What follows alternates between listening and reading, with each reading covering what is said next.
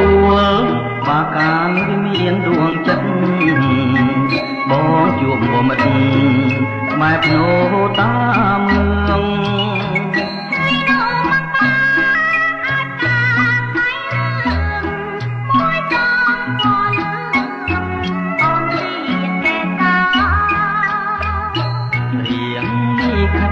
មានជួនចាំងបេះដូងបងជាស្នាមក្រង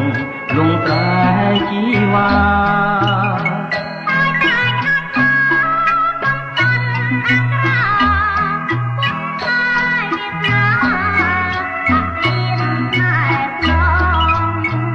កំពុងសង្ឃឹមកម្មយើងត្រូវប្រន់យើងរៀនក៏តាំងដល់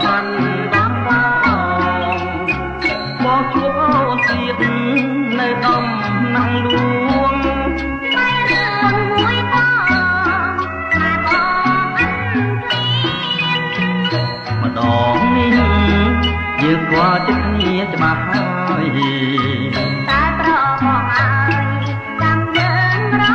មានព្រោះអត់ជ្រៀងណាគេមានម្ដាយអូនជ្រែកជ្រៀតឲ្យយើងបែនខ្វល់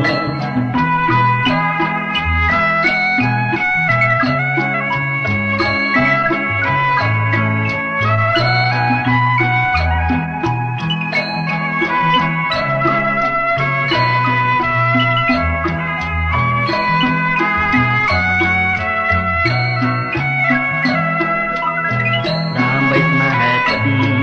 យើងនាំគ្នាឆ្លងពីបាត់ដំបងទៅរតនមណ្ឌល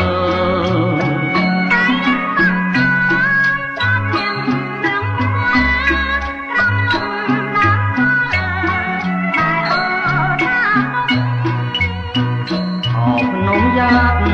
ពៀនយល់